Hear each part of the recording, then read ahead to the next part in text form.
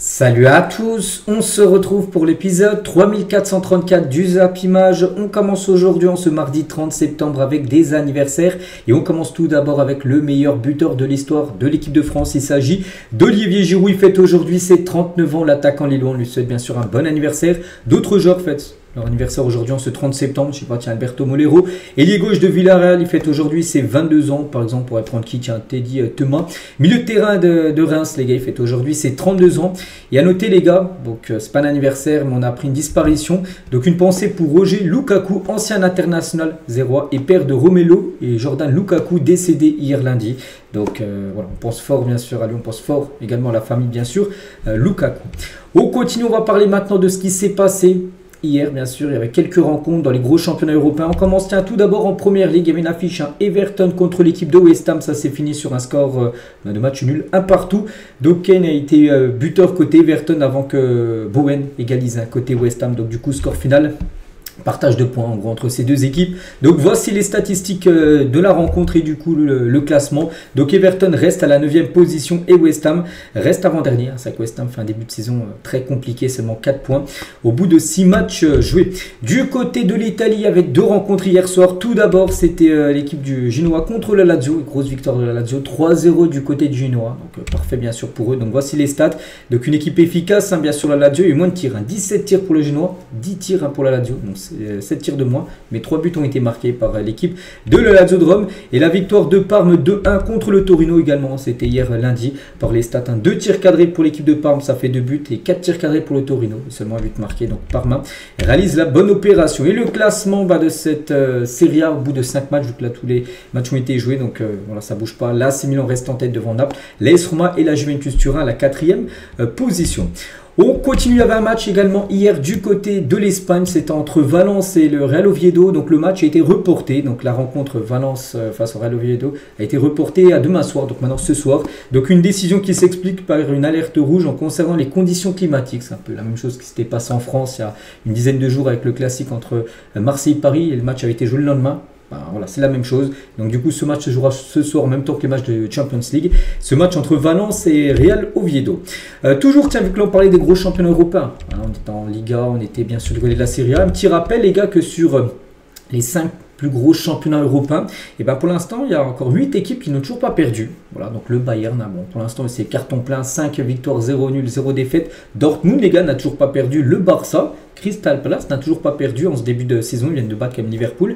L'Atalanta, Cremonese, comme ça c'est une équipe quand même surprise, 2 victoires, 3 nuls, 0 défaite. Elche également 3 victoires, 4 matchs nuls, 0 défaite. Et la Juventus Turin. Donc voilà pour l'instant les 8 équipes qui n'ont toujours pas perdu dans leur championnat bien sûr. Donc là on parle bien sûr des 5 plus gros championnats européens. On continue avec les autres résultats également hier, mais là on parle de championnat un peu... Enfin, en dehors en gros du top 5, la Ligue 2 tout simplement. Il y avait un match entre Boulogne et l'équipe du Red Star, et c'est le Red Star qui s'est imposé de 1. Notez que c'est la 4e victoire de suite du Red Star, voilà, qui performe énormément. Et avec cette victoire, Red Star prend la 4e place tout simplement de cette Ligue 2. Il y avait également un match du côté du Portugal. Le FC Porto jouait hier soir et victoire 4-0 du FC Porto. C'est simple, hein, Porto réalise un sans faute sur ce début de saison. Que des victoires, 7 matchs, 7 victoires en championnat. Parfait, seulement un but encaissé, hein, c'est contre qui? C'est contre le Sporting. En plus là c'était le gros match, ils ont gagné 2-1, sinon hier comme je dis 4-0 contre Arouca, ils ont gagné 1-0 contre Salzbourg, ça avait été de l'Europa League, donc voilà, que des victoires pour l'équipe de Porto. Donc à la tête du club, Francesco Farioli, l'ancien coach de Nice, hein, qui réalise un début de saison parfait du côté de l'équipe portugaise. On va parler également de la Coupe du Monde U20 qui se joue actuellement cette compétition. Hier, l'équipe de France U20 jouait son premier match contre l'Afrique du Sud U20. N'oubliez pas que cette compétition se joue au Chili. Voilà. Donc l'équipe de France s'est imposée 2-1 lors de ce premier match. On peut voir les 2 buteurs, Bermond et Michal. Donc 2 joueurs qui ont peut-être peu connus. Donc Anthony Bermond il joue du côté de Lens et Lucas Michal joue du côté d'AS Monaco. Donc les deux ont été buteurs. Voilà, et du coup l'équipe de France commence bien sûr cette Coupe du Monde U20. À noter que l'équipe est très remaniée bien sûr, hein, parce qu'en gros c'est les clubs qui décidaient si oui ou non les joueurs pouvaient aller jouer à cette compétition.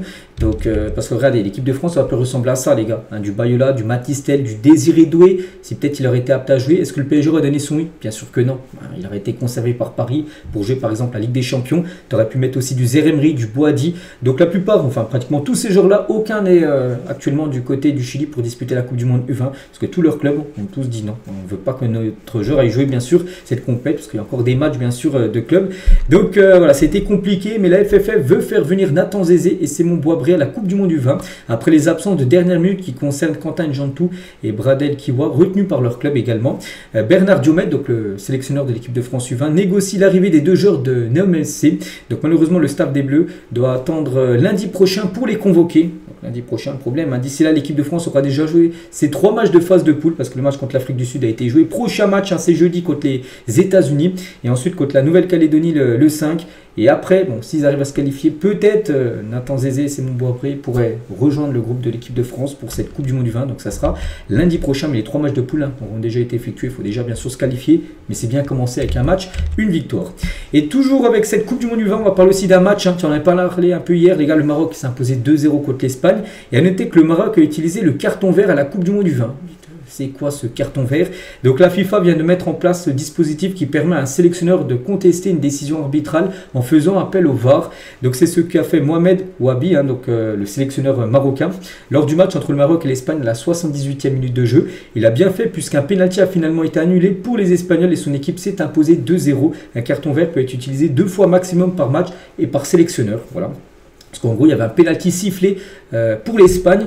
Et du coup, le sélectionneur marocain a dit non, moi je ne suis pas sûr qu'il y a pénalty. Donc du coup, il a fait appel à la VAR. Enfin, carton vert, appel à la VAR. Et du coup, l'arbitre est parti voir la VAR. Et du coup, non, il n'y avait pas pénalty. Du coup, ça a retiré le pénalty tout simplement de l'Espagne. Donc voilà. Pour l'instant, c'est utilisé bien sûr sur cette Coupe du Monde U20. Est-ce que ça serait utilisé un jour en Ligue des Champions ou dans les gros championnats européens? Pour l'instant, on n'est pas encore là. On continue, donc on a fait le tour sur toutes les rencontres hier bien sûr. Maintenant on va parler du programme du jour parce qu'aujourd'hui ou même cette semaine, c'est grosse semaine, semaine de Champions League. Voici le programme des matchs, donc pour les matchs aujourd'hui mardi 30 et demain le mercredi 1er octobre. À noter qu'il n'y a pas de match jeudi, enfin de Ligue des Champions, ça sera plutôt de l'Europa League. Donc là c'est sur 2 jours bien sûr comme avant. Donc il y a des belles affiches, hein. Donc voilà le programme aujourd'hui. Par exemple Chelsea contre le Benfica. L'Inter recevra l'équipe du Slavia Prague, l'Olympique de Marseille qu'on parlera juste après. Recevra l'Ajax Amsterdam. L'équipe du Bayern se déplace du côté de Paphos, hein, en Chypre, où il y aura un Atlético Madrid contre Francfort. Voilà, le Real Madrid se déplace à Kairat Almaty à 18h45. Donc voilà le gros programme bien sûr. Et à noter, tiens, un beau Galatasaray aussi Liverpool, hein, ce soir à 21h qui va être très chaud. Et concernant les clubs français, donc Marseille et Ajax, c'est le seul match aujourd'hui. Donc sinon les 2 autres matchs, les équipes françaises, c'est demain. Le Barça contre le PSG, on parlera un peu tout à l'heure. Et Monaco reçoit Manchester City, bien sûr, pour cette deuxième journée de Champions League. Nous, on va parler du match du jour. Tout d'abord, l'Olympique de Marseille contre l'Ajax. Et ça fait la une du journal L'équipe aujourd'hui. Embrasser leur étoile. Voilà, c'est la une aujourd'hui avec les 3 Marseillais là, qui pourraient être tous être titulaires pour cette rencontre. Et Roberto De Zerbi, qui est en conférence de presse hier, bien sûr, la veille du match, il a dit l'OM peut exister dans cette compétition. Donc, il croit en son équipe, bien sûr, en Ligue des Champions. Surtout que l'OM, là, reste sur une semaine dernière très bonne, hein, bien sûr, avec une victoire contre Strasbourg et une victoire contre le PSG. Donc là, Marseille est prêt avant d'affronter bien sûr l'Ajax. Et Marseille doit gagner. Ils ont perdu le premier match, on se souvient, au Real. Là, ils auront 4 matchs à domicile. Il faut gagner les 4. Bien sûr, en Ligue des Champions, 4 à domicile, 4 à l'extérieur. S'ils veulent avoir l'espoir d'être qualifiés, il faut absolument gagner ce soir. Hein, c'est contre l'Ajax, une équipe totalement à la portée, bien sûr, de l'OM. Il a dit, je ne sais pas ce qu'on fera, mais je sais qu'on peut y être. Hein. Je me répète, j'aime beaucoup ce groupe de joueurs. Il est fort positif à la passion du foot. On a construit tous ensemble cette équipe pour être ici et y rester. C'est difficile car on parle de la Champions League. Hein. La compétition la plus difficile, la plus importante, on doit garder les pieds sur terre, mais on doit jouer avec orgueil, avec nos armes et nos qualités. Voilà déjà ce qu'il a pu dire, mais ce soir, il le sait, hein, il doit motiver ses joueurs, ils doivent absolument gagner. Même un nul, les gars, c'est un mauvais résultat. Hein. Pour Marseille ce soir, il faut prendre absolument les 3 points. Il défend également Igor Pexao, recrue la plus chère de l'histoire de l'OM. Hein, ce joueur pour l'instant déçoit quand même hein, sur ce début de saison. Donc il est fort, il a déjà montré en Ligue des Champions dans le passé, mais il n'est pas encore à 100%. C'est normal car il a été blessé 2 mois. On a ce joueur qui pourrait jouer ce soir, on verra. Et c'est qu'il va jouer contre l'Ajax, c'est une équipe qu'il affrontait souvent à l'époque avec son ancien club, je crois du PSV, je crois qu'il joue au PSV. Donc il connaît très bien l'Ajax, hein, vu qu'il jouait dans le championnat néerlandais saison dernière. De Zerbi également vole à la rescousse aussi de Amine Gouiri, hein, qui n'a toujours pas marqué cette saison, l'attaquant algérien. De Gouiri ne passe pas le moment le plus brillant de sa carrière en termes de but, mais c'est lui qui nous a ramené bien sûr en Ligue des Champions saison dernière avec tous ses buts. Donc contre le PSG au Strasbourg, il a fait un bon match malgré ses buts manqués. Il ne doit pas écouter les critiques car son entraîneur et ses coéquipiers l'aiment et le soutiennent. Être à Marseille, c'est vivre avec les critiques. Voilà. Donc en gros, il a défendu 2 joueurs, Pexao et Gouiri. Donc on verra si les 2 joueront ce soir. Mais voilà, ce serait bien qu'ils marquent, qu'ils soient décisifs ces 2-là. Ça leur mettrait bien sûr de la confiance. Donc que dire aussi sur le match les gars concernant Balerdi, il est incertain pour le match. On pense aujourd'hui. Il est absent de la séance d'entraînement aujourd'hui.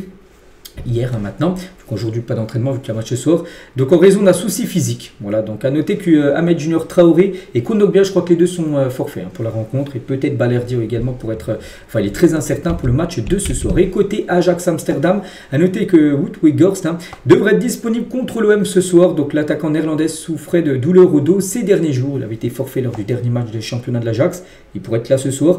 L'Ajax ne devrait en revanche pas pouvoir compter sur Dolberg, l'attaquant danois blessé, lui qui sera forfait face à l'Olympique de Marseille. Et concernant cette rencontre, ça sera l'arbitre anglais Anthony Taylor qui sera au sifflet de ce OM Ajax ce soir. Donc voilà, vous avez toutes les infos, donc on en reparlera demain bien sûr du résultat. Il y a notre match Chelsea contre l'équipe du Benfica. Mourinho, entraîneur du Benfica, retourne à Chelsea où il a coaché dans le passé, il a dit.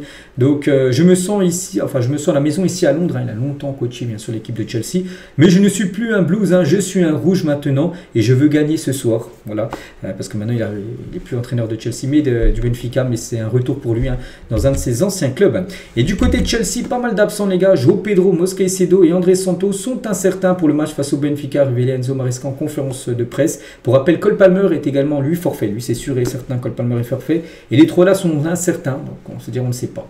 Alors, une décision sera prise aujourd'hui s'ils pourront jouer ou non cette rencontre ce soir. Concernant le Real Madrid qui joue tout à l'heure à 18h45 du côté de Kairat Almaty, où les joueurs du Real ont pris l'avion depuis dimanche, parce qu'il y a 11 heures de vol pour aller jusque là-bas, à la frontière chinoise. Hier il y avait entraînement bien sûr pour les joueurs du Real, et Mbappé a fait le bonheur d'un petit enfant du côté du Kazakhstan, un enfant malade, donc voilà, Mbappé était bien sûr présent. Et à noter qu'Mbappé ce soir devrait commencer sur le banc, il est bien présent, mais il devrait être sur le banc, il devrait souffler. Il avait dit de toute façon chez Alonso que même les joueurs qui jouent énormément comme Mbappé allaient un jour commencer sur le banc. Normalement c'est ce soir qu'il devrait être sur le banc. Mbappé, il rentrera certainement en cours de jeu. Tout dépend aussi du résultat bien sûr, parce que s'imagine le Real Madrid mené, pour le voir très tôt, mais si le Real Madrid gagne 3-4-0 facilement, je ne suis même pas sûr qu'il jouera une minute. Et Kylian, on verra. Concernant Trent Alexander-Arnold, donc forfait bien sûr ce soir, donc il devrait lui être de retour après la trêve internationale, du mois d'octobre, là d'ici 3 semaines à peu près, il pourrait faire son retour. Alexander-Arnold qui avait été blessé, souvenez-vous, il y a 2 semaines contre l'OM au bout de 3 minutes de jeu. Hudson, lui, revient sur... il s'est excusé par rapport au match samedi dernier, la claque, 5-2 contre l'Atlético. Il a mis un petit message pour les supporters. Je demande pardon aux supporters pour cette fin de semaine avec cette défaite 5-2. On continue à aller de l'avant. Il nous reste beaucoup de chemin, bien sûr. Mais voilà, bien sûr, cette défaite ne passe pas. Du côté du Real, ça a beaucoup fait parler. Et Xabi Alonso explique encore la défaite du Real Madrid face à l'Atlético. Ce n'était pas seulement une question d'attitude, c'est aussi une question de rythme, de tactique et de jeu. L'explication qui résume la défaite à un problème d'attitude est un peu simpliste. Nous n'avons pas bien joué en gros ce match. Quand tu perds 5-2, oui, tu n'as pas super bien joué alors que le Real menait quand même 2 à un coup dans la rencontre. Nous avons analysé la situation, nous allons retenir les leçons maintenant, place à la Ligue des Champions. Ce soir, il faut gagner, bien sûr, pour le Real Madrid en cas de victoire. Le Real Madrid serait 2 matchs de victoire, il y a déjà une victoire contre Marseille il y a une quinzaine de jours. Et pour... toujours sur ce match du Real contre l'Atlético, à noter bien sûr qu'entre Koke et Vini, ça a été encore très chaud. De toute façon, chaque derby, c'est chaud entre les deux. Donc, Kylian Mbappé, mange ton pain, il est meilleur que toi. Donc, c'est Koke en gros qui a dit ça. En gros, il a dit à Vini pour le chambrer, en gros, que Mbappé était meilleur que lui. Donc, Koke à Vini, lors d'un échange houleux entre les 2 jours samedi, les 2 hommes s'étaient déjà écharpés lors du dernier derby de Madrid la saison dernière. Vous avez déjà eu quelques dialogues. Donc, il a dit, Vini, il a dit, j'ai 2 Ligues des Champions, toi, tu n'as rien. J'ai gagné 2 fois, tu as perdu 2 fois, tu perds parce que tu es nul, avait lancé Vini à Koke. Donc voilà, ça a été encore très chaud entre les deux. Voilà. Alors de la rencontre, samedi après-midi. On continue, on va parler aussi des matchs de Ligue des Champions demain, surtout de ce match. Pour moi, c'est la plus belle affiche, bien sûr. Demain, c'est le Barça contre le PSG. Donc, notez que sur l'arbitre anglais, Michael Oliver, les gars, qui arbitrera bien sûr cette rencontre. À noter qu'il a déjà arbitré 2 fois le PSG. Saison dernière, une victoire 3-0 contre Salzbourg, une victoire 7-0 contre Brest. C'est lui qui avait arbitré. Il a même arbitré un coup le PSG à Real Sociedad, victoire 2-1. À chaque fois qu'il a arbitré le PSG, à chaque fois, Paris s'est gagné sur 3 matchs. On verra si demain, il portera encore bonheur aux Parisiens. À noter les gars, quelques infos, on en reparlera demain bien sûr du match, mais quelques infos qu'on apprend aujourd'hui. Donc tout d'abord, Désiré Doué sera absent du groupe parisien qui sera dévoilé aujourd'hui, bien sûr par Luis Enrique. Il ne devrait pas être là. Désiré Doué, il est forfait à 99%, donc là on saura aujourd'hui bien sûr, mais voilà, c'est sûr, quasiment sûr et certain qu'il ne sera pas là. Concernant le milieu de terrain, ça c'est plutôt une bonne nouvelle les gars, Vitinha, Ruiz et Neves devraient tous être disponibles pour le match, ça c'est plutôt une bonne nouvelle parce qu'on sait que Vitinha est sorti un peu sur blessure lors du dernier match, Ruiz n'a pas joué contre la GOCR et ni João Neves également, les trois pourraient être présents et les trois pourraient même commencer titulaire ce match demain contre le FC Barcelone. Concernant Kvaratskhelia également, qui est sorti sur blessure à la mi-temps lors du match contre la GOCR samedi dernier, donc lui ne s'est pas entraîné avec le groupe hier après-midi, mardi, enfin plutôt lundi, oui hier, donc le match est demain. Donc l'attaquant géorgien pourrait faire partie du groupe pour le déplacement à Barcelone, mais le staff parisien ne prendra aucun risque bien sûr quant à une possible titularisation mercredi soir. Donc voilà, ça s'annonce quand même compliqué parce qu'on a pu le voir se toucher la cuisse. Donc on verra aujourd'hui, mais il y a des chances que ça fasse comme Désiré Doué qui soit forfait, Kvaratskhelia. Et du côté du PSG avec toutes ces blessures, donc il y a une forme de psychose dans le vestiaire du PSG depuis que les blessures s'enchaînent. Donc la sortie très rapide de Vitinha samedi reflète l'appréhension du club, conscient des risques, donc les joueurs ne veulent pas non plus subir une grosse blessure alors qu'ils ont la Coupe du Monde 2026 en ligne de mire, parce qu'on sait qu'il y a beaucoup de Parisiens qui risquent de jouer cette Coupe du Monde. Donc voilà, imaginez, tu te fais les ligaments croisés là, ta Coupe du Monde compromise bien sûr, donc c'est pour ça que voilà, il y en a qui aiment, il y a un peu une forme de psychose du côté de Paris avec ces blessures. Donc parfois les blessures musculaires sont comme les virus, tu regardes les autres et si tu éternues, tu penses aussi que tu es malade, sauf toi en interne. Donc voilà, du côté du PSG, c'est peut-être aussi mentalement aussi qu'il y en a qui pensent qu'ils sont blessés, tout ça, donc voilà, par rapport à toutes ces blessures qui s'enchaînent. On continue également toujours avec ce match demain les gars, aussi avec le nombre de supporters parisiens, il y en aura pas mal, 2600 supporters parisiens feront le déplacement à Barcelone demain. Le parcage visiteur sera complet du côté du stade Montjuïc, où se déroulera bien sûr la rencontre demain. Voilà ce qu'il y a à dire sur les matchs, enfin le match demain de Ligue des Champions, à plein d'autres bien sûr, qu'on reparlera bien évidemment demain. On continue, tiens, on va parler maintenant de Neymar et c'est officiel les gars. Neymar, souvent quand on parle de lui ces derniers temps c'est pour blessure et oui, donc Neymar ne rejouera pas avec Santos avant le mois de novembre, il devrait tout forfait le mois d'octobre là. Donc cette annonce a été faite par le président du club de Santos, Marcelo Teixeira. Donc Neymar souffre actuellement d'une lésion du muscle fémoral de la cuisse droite, il est déjà forfait depuis 2 semaines et en gros son retour c'est pas avant encore un mois, voilà, un mois avant novembre, il devrait faire son retour. On lui souhaite toujours un bon rétablissement à Neymar. Concernant l'équipe de France, donc après-demain jeudi Didier Deschamps dévoilera bien sûr sa liste pour les 2 prochains matchs. A noter qu'il n'y aura pas d'Ousmane Dembélé, bien sûr, il ne sera pas convoqué, ni Doué, ni Cherki, ni Tchouaméni, lui qui est suspendu. Donc voilà, dans la liste de Deschamps jeudi, les 3 premiers se remettent de pépins physiques et Tchouaméni bien sûr est suspendu, des absences qui pourraient profiter Hugo Ekitike et Kingsley Coman pour se montrer avec la sélection bien sûr. Et à noter que Florian Thauvin a reçu une pré-convocation. Thauvin, donc sa dernière sélection les gars c'est en 2019, donc là on parle d'une pré-convocation. Donc après, la liste définitive c'est jeudi, mais il pourrait peut-être être appelé. Voilà, Florian Thauvin, comme je dis, ça fait 6 ans qu'il n'a pas joué en équipe de France. La dernière fois les gars qu'il avait joué, donc c'était face à Andorre les gars, c'était en juin 2019. Il avait marqué, délivré une passe D lors de la victoire 4-0 des Bleus. Il a été pourtant 2 fois décisif, buteur et passeur D, puis il n'a jamais été appelé. Donc retour en sélection peut-être 6 ans plus tard pour Thauvin. En tout cas, il a dit, il annonce son envie de revenir en équipe de France. Donc je suis plus fort qu'en 2018, où il avait été dans le groupe de l'équipe de France pour la Coupe du Monde, gagné. À l'époque j'étais un peu trop individualiste, maintenant il est plus collectif, c'est lui qui le dit. Donc Sangaré, son coéquipier, veut me voir en équipe de France, moi aussi j'aimerais bien, je ne réserve pas de vacances pour l'été 2026, on ne sait jamais, parce que lui bien sûr il aimerait dans le groupe de l'équipe de France pour cette Coupe du Monde. Donc quand on travaille, quand on met énormément de choses en place au quotidien et qu'on est performant, on a envie bien sûr de rêver. La meilleure saison de ma carrière a été en 2018, j'étais efficace et bon dans la finition, mais j'étais jeune et peut-être un peu trop individualiste. Je me sens beaucoup plus complet aujourd'hui, plus performant, plus fort, j'ai une vision du foot différente, une responsabilité, un exemple à donner, parce qu'il a mûri aussi, parce que bien sûr il a 6 ans de plus qu'en 2018, donc il dit qu'il se sent plus fort et lui, voilà, s'il fait une belle saison à Lens, pour l'instant c'est plutôt pas mal ce qu'il montre en ce début de saison, et ça pourrait être la surprise bien sûr des Deschamps. Donc déjà on verra s'il sera appelé bien sûr jeudi pour les 2 prochains matchs. On continue, tiens, on va parler cette fois-ci du défenseur strasbourgeois Mamadou Sarr. Il change de nationalité sportive et choisit le Sénégal. Donc il devrait figurer sur la liste des joueurs retenus pour affronter le Soudan du Sud et la Mauritanie lors de la trêve qui a dans quelques jours. Donc Sarr avait jusqu'ici évolué dans toutes les sélections de jeunes de l'équipe de France avec les U17, les U18, tout ça. Donc là maintenant il choisit de représenter le Sénégal. Mamadou Sarr, n'oubliez pas qu'il appartient à Chelsea, Chelsea l'a prêté du côté de Strasbourg. On continue avec un autre jeune joueur, les gars. Bon, il est espagnol, lui, c'est Marc Bernal. Et bonne nouvelle pour le Barça, le joueur. Hein. Le Barça prolonge Marc Bernal jusqu'en 2029. Ça y est, c'est signé hein, concernant le jeune joueur qui a vécu une saison dernière. Enfin, pas catastrophique parce qu'il a été blessé, il s'est fait les ligaments croisés. Donc là, on sait qu'il revient bien sûr dans le groupe. Pourrait même jouer hein, demain, peut-être contre le PSG, on verra. Et Bernal, un couvre de louange, Sergio Busquets, un peu le même style de jeu. Hein, Marc Bernal a dit c'est une référence pour moi, il fait partie de mes grandes idoles. C'est également une personne incroyable. Hein, il m'a envoyé un message lorsque je me suis blessé, ça m'a rendu très heureux. Et voilà ce qu'il a pu dire sur Busquets qui va bientôt lui prendre sa retraite hein, d'ici quelques semaines. On continue, tiens, toujours avec le FC Barcelone parce que le Barça connaît son adversaire pour la Super Coupe d'Espagne qu'ils avaient gagné en tout début d'année. Donc officiel, la Super Coupe d'Espagne 2025 aura encore lieu en Arabie Saoudite, donc à Jeddah. Donc match. Hein. Donc rendez-vous entre le 7 et le 11 janvier. Donc il y aura des matchs. Hein. Le 7, c'est un mercredi, donc il y aura un match mercredi, peut-être le Barça contre Bilbao. Le lendemain, le jeudi 8 janvier, il y aura le Real Madrid contre l'Atlético Madrid. Et le dimanche 11 janvier, et ben, ça sera la finale.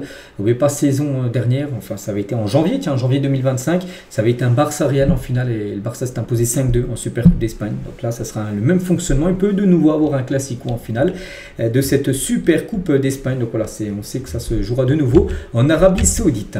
Toujours avec le FC Barcelone, regardez ce que dit aujourd'hui les journalistes du journal Sport, en gros en Espagne, hein, que Julián Álvarez sera la priorité du Barça pour le prochain mercato estival. Álvarez en plus actuellement c'est très fort, hein, doublé contre le Real lors du dernier match, triplé lors du match avant contre le Rayo Vallecano, 5 buts sur les 2 derniers matchs. Donc c'est un joueur bien sûr que le Barça suit hein, depuis longtemps et c'est un joueur surtout qui pourrait remplacer Lewandowski sur le départ. Hein. Lewandowski devrait partir en 2026 donc voilà, après bien sûr ça sera cher hein, parce que les jeunes ils marquent des buts, l'Atlético en plus ils veulent pas trop le lâcher parce que ce serait renforcer un concurrent au titre de Liga, renforcer bien sûr le FC Barcelone. Bon après dans le football tout peut arriver, on verra. Bon je pense que si ça venait à se faire il faudrait débourser au moins plus de 110-120 millions d'euros hein, je pense pour le joueur. Après c'est faisable hein, pour le Barça s'ils vendent une ou deux pépites, bon, ils peuvent s'offrir bien sûr Julián Álvarez, on verra. On continue, on va parler de Pedri les gars, regardez sous sa paire de crampons Pedri hein, par rapport à son nom Pedri, mais on rajoute un R entre le P et le E, ce qui fait Pedri par rapport au Predator bien sûr, ces crampons qui sont des Predators de la marque Adidas. Donc voilà, hein, c'est une photo qui a été prise avant le match, bien sûr, enfin pendant le match hein, contre la Real Sociedad dimanche. N'oublie pas que Pedri devrait bien sûr être titulaire demain contre le PSG. On prend la direction de l'Olympique de Marseille, on va parler de Corinne Diacre, ancienne sélectionneuse de l'équipe de France féminine, et ben elle va entraîner l'OM féminin bien évidemment. Donc voilà, ça pourrait être fait là très prochainement. Donc voilà, concernant l'Olympique de Marseille, tiens toujours avec eux, mais cette fois-ci concernant les hommes, Daryl Bacola est sur le point de prolonger son contrat du côté de l'Olympique de Marseille, donc félicitations à lui. Et à noter toujours avec Marseille, hein, le probable, désolé, 4e maillot de l'OM cette saison, qui sera dévoilé. Souvent les grands clubs ont 4 maillots. Marseille devrait dévoiler très prochainement un 4e maillot, qui devrait ressembler à ça, de couleur beige, un peu de violet bleu. Et surtout, si on regarde le fond, il y a pas mal de monuments du côté de Marseille, de la ville de Marseille, qui seront floqués aussi sur le maillot de cette équipe marseillaise. On continue avec Al Ittihad. Un petit rappel à Al Ittihad, j'en ai parlé hier les gars, l'équipe de Benzema, l'entraîneur c'est fini, hein, c'est Laurent Blanc, il a été viré par rapport à la défaite samedi contre Al Nasser. Donc Al Ittihad a jeté son dévolu sur Georgian Club, ils aimeraient tout simplement le nommer en tant que coach de cette équipe. Bon, il a la priorité du club saoudien pour succéder à Laurent Blanc, tout juste limogé. Après on sait que Club, pour l'instant il n'est pas très chaud à prendre une équipe, hein. Il a un rôle de directeur, je sais plus, général du groupe Red Bull avec le Paris FC, tout ça. Bon après on sait jamais, hein. Al Ittihad pourrait lui proposer un salaire énorme bien sûr. On verra, voilà, ça sera qui le futur entraîneur de cette équipe. On va parler de EA FC, donc va être racheté contre 46 milliards d'euros. Donc EA les gars, c'est eux qui fabriquent en gros, qui font le jeu, bien sûr FIFA, maintenant ça s'appelle FC bien sûr, donc le jeu américain Electronic Arts, hein, donc EA, qui édite notamment le jeu de football FC 26 et a lancé la saga FIFA en 93, hein, bien sûr, va être racheté pour 55 millions de dollars, ce qui fait 47 milliards d'euros à peu près. Donc voilà, par un fonds d'investissement saoudien. Voilà, donc ça sera maintenant voilà, un groupe de Saoudiens qui auront les parts de EA Sports. Donc on peut penser que les prochains FIFA, pas le suite de cette année vu qu'il est sorti il y a quelques jours, peut-être celui dans 1, 2 ou 3 ans, et ben pour avoir des grosses modifications bien sûr dans les prochaines opus.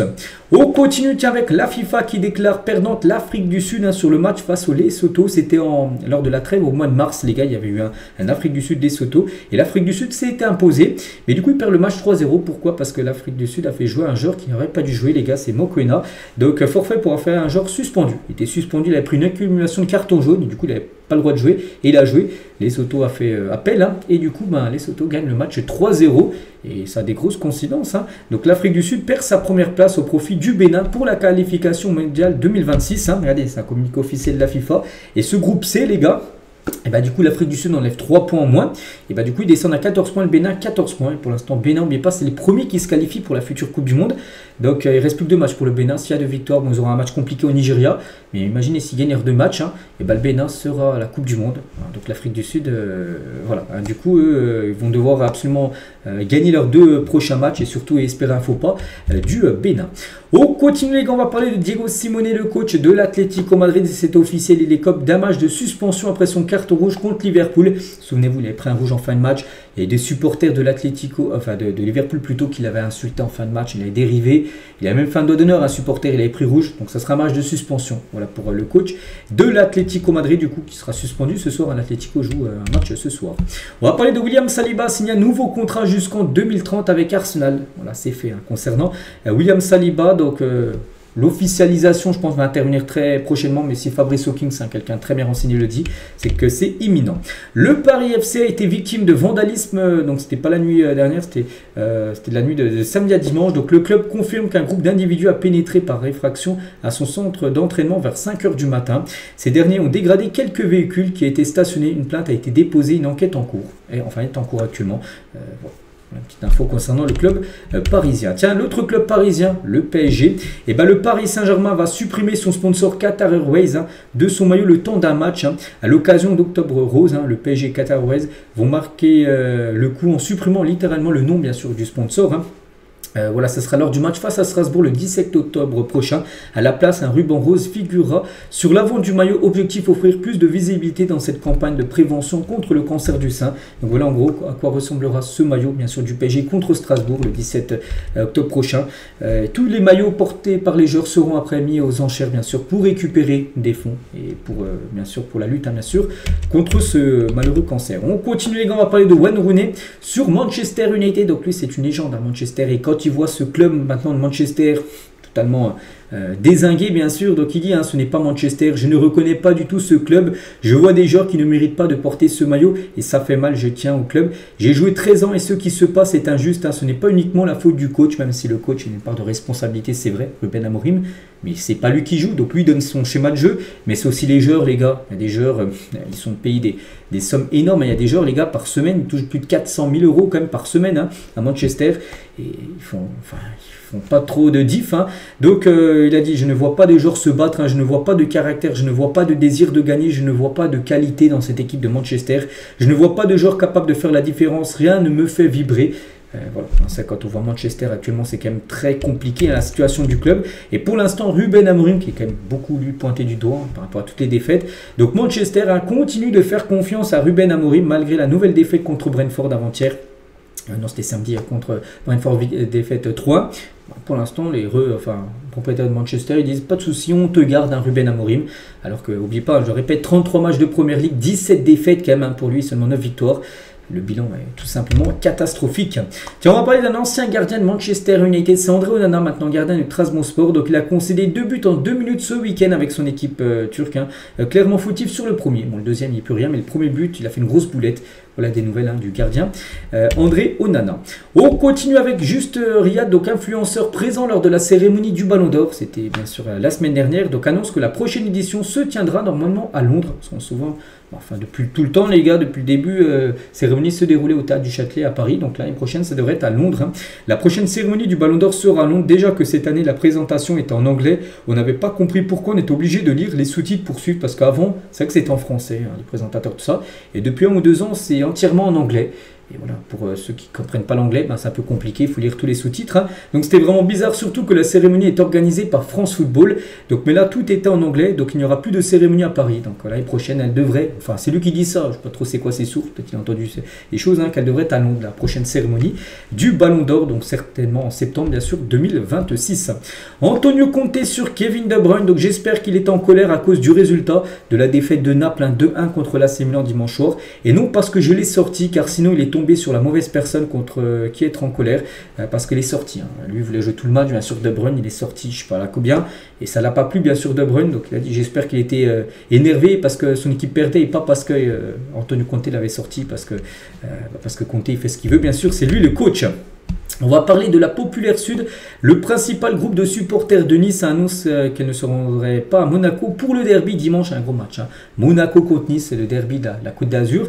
Donc une première qui vient s'ajouter à un contexte lourd autour des Aiglons. Actuellement, la situation de Nice est très compliquée. Les résultats sont pas bons. Et du coup, grève des supporters. Les supporters niçois n'iront pas à Monaco, Stade Louis II, pour la rencontre de dimanche. Ousmane Dembélé tient à assister au match de Ligue des Champions asiatiques entre Al Douaï et Al Ahly. N'oublie pas que Ousmane Dembélé actuellement au Qatar cette semaine, donc pour se soigner à la clinique Aspetar bien sûr. N'oubliez pas qu'il devrait revenir après la trêve internationale. Ousmane Dembélé, hier il y a un match de Ligue des Champions entre Al Douaï, une équipe qatari, Al Ahly, une équipe saoudienne, et était présent sur la pelouse. Il y a du bon monde comme Verratti qui joue à Al Douaï, Bourigeaud, Edouard Mendy, Franck Essier, Riyad Mahrez, Enzo Milot, donc il était présent bien sûr pour cette rencontre. C'était hier soir. Ousmane Dembélé. On continue les gars, on va parler un vote du comité exécutif de l'UEFA doit bientôt avoir lieu pour décider de l'exclusion ou non d'Israël du football européen. On avait parlé il y a quelques jours qu'il allait y avoir un vote là très prochainement pour savoir si la sélection israélienne va être retirée en gros du football européen. Donc pour que la suspension passe, au moins 11 des 20 membres du comité doivent voter en faveur de cette décision. Si ce vote est favorable, la décision devra ensuite être ratifiée par la FIFA. Donc les récentes attaques d'Israël visant le Qatar ont incité Nasser, bien sûr le président du PSG, membre du comité exécutif grâce à sa présidente de l'ECA, à user de son influence pour que ce vote soit inscrit à l'ordre du jour. Voilà, c'est Romain Molina qui a dit ça par rapport à ce vote-là qui doit avoir lieu d'ici quelques jours, et peut-être qu'Israël sera exclu. Enfin, la sélection, après les clubs on verra, mais la sélection pourrait être exclue de tout ce qu'il y a, enfin, du football européen, voilà, tout simplement.